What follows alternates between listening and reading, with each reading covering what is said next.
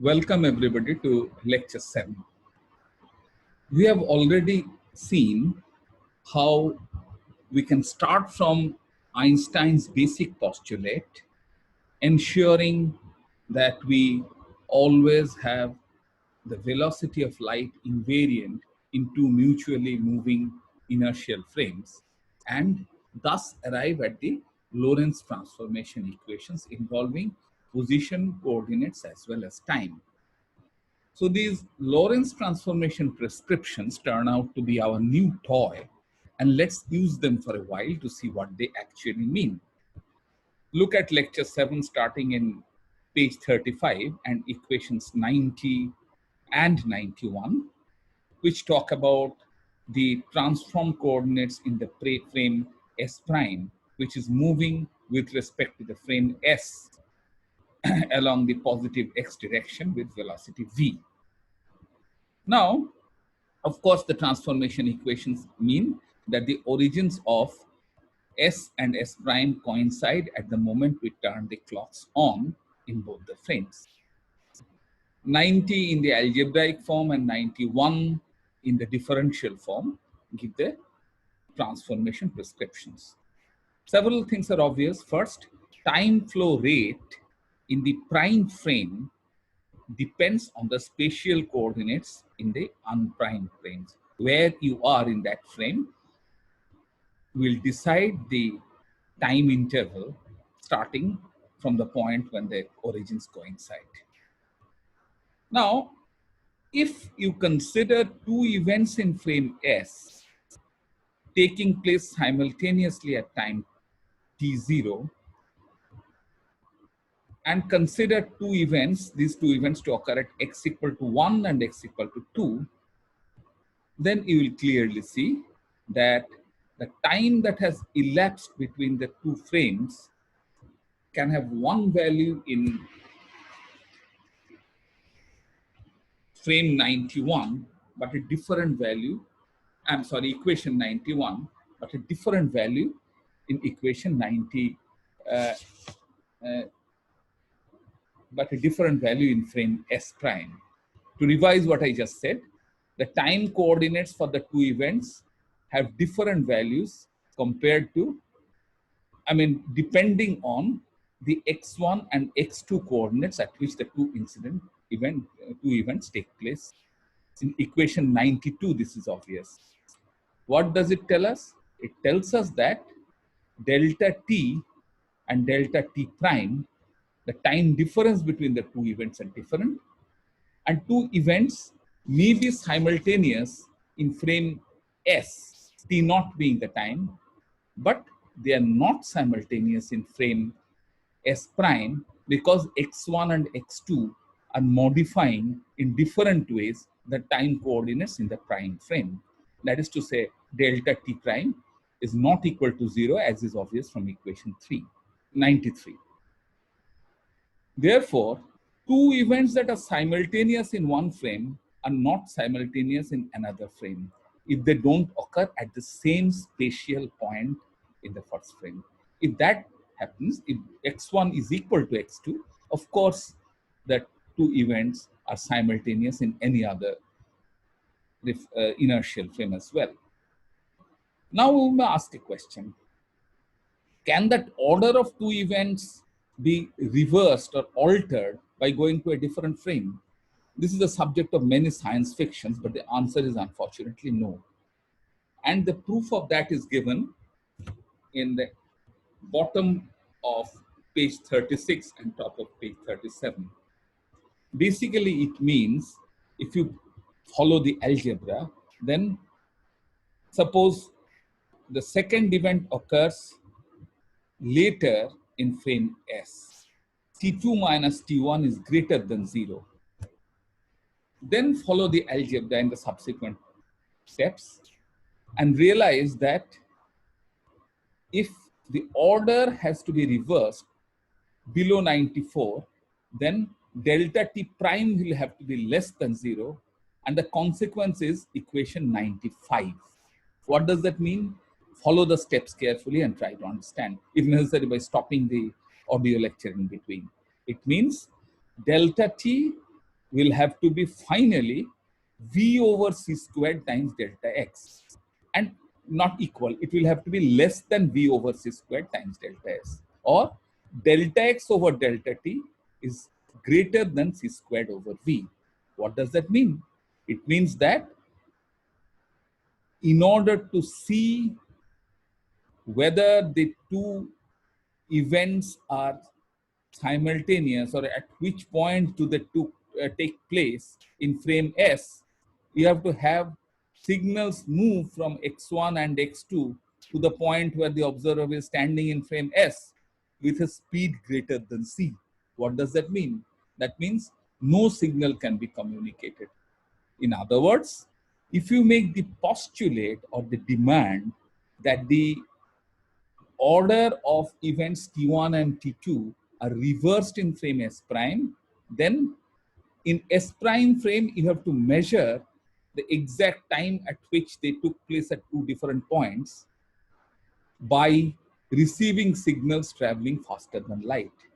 This defies the very basic structure of the Lorentz transformation scheme, where frames are not allowed to move with respect to each other with speed greater than c.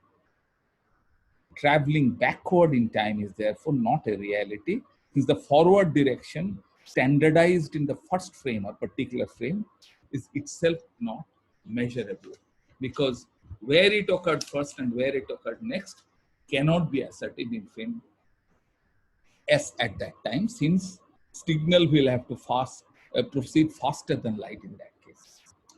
Now, think of this thing called time dilation.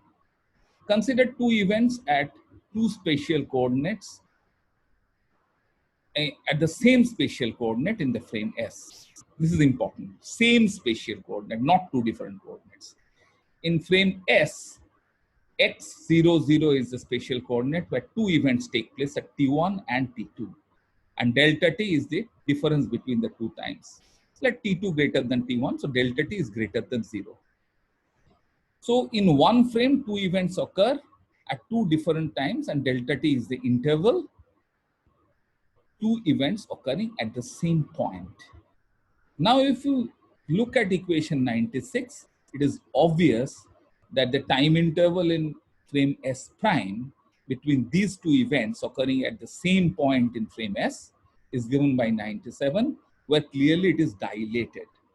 That is to say, if someone is moving with respect to a frame and the two events that we are talking about occur in the first frame at the same spatial point, then for a rather being in a frame moving with respect to it, or which sees that other frame moving, the time interval between these two events is dilated or expanded or elongated, and this is called time dilation. Notice that time is dilated in other frames with respect to a frame where the two events occur at the same point. There only time dilation is unanimous and unequivocal. Next, think of length. Very similarly, two events occurring at frame S at x1 and x2, and the locations are measured in S at time t. I have written S prime. This is a mistake, so please correct S prime to S here on top of page 39. Say x2 greater than s1. This prime is a typographical error. Then the length measured in that frame is x2 minus x1, the 2 points x2 and x1 being measured at the same point, at same time. Then again, you transform to S prime and obtain equation 98. What do you see? Delta L prime is the length measured in the other frame, where measurement is taking place not necessarily at the same point in time, same t. So delta L is equal to delta L prime times square root of 1 minus v squared over c squared. What does it mean? It means delta L is smaller. So if there are two frames moving with respect to each other, length between two points in space appears shorter in a frame where the two ends are located or recorded at the same time t. That is why the length between B and E, the two so-called east-west points in the Michelson-Morley experiment, was actually shorter than what was expected in equation 67, where we were assuming Galilean transformation. Therefore, the extra time t, which was supposed to cause a phase shift, is not actually there. And actually, working back from there, Mr. Lorentz suggested that lengths along the relative direction of motion between two frames, it gets contracted with respect to that frame where you are having the two spatial points recorded at the same time. And therefore, this length contraction would account for the non-occurrence of phase shift. Before we end, let's consider one example of a muon. Muon is an elementary particle which decays rather fast, and it is produced in abundance in cosmic ray. The lifetime of muon is something like of the order of 10 to the minus 6 seconds, as given in equation 99 in page 40. This is the rest frame lifetime. Someone fixed to the muon will see the muon decaying so fast. Now, the question is that muons are produced in upper atmosphere at some height, say several kilometers.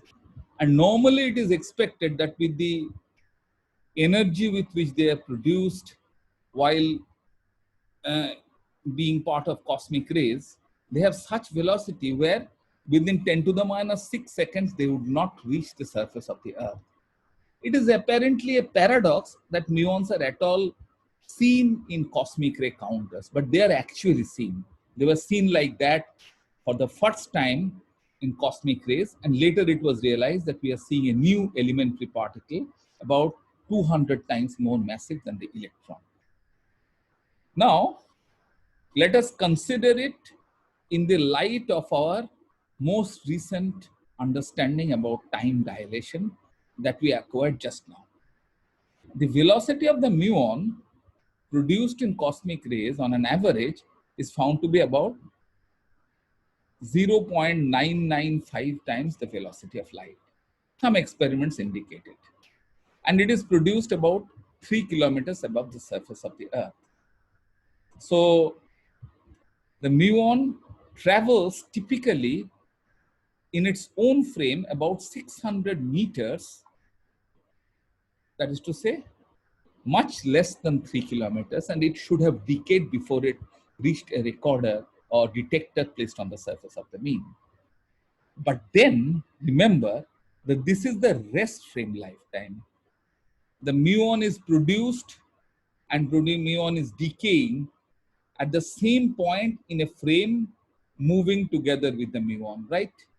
So compared to the interval between two occurrences in that frame, the interval as measured on the surface of the Earth will be bigger because the surface of the Earth is seeing the muon moving towards it, and therefore the surface of the Earth is moving with respect to the muon if you are looking at it from the surface of the muon or from a frame fixed to the muon.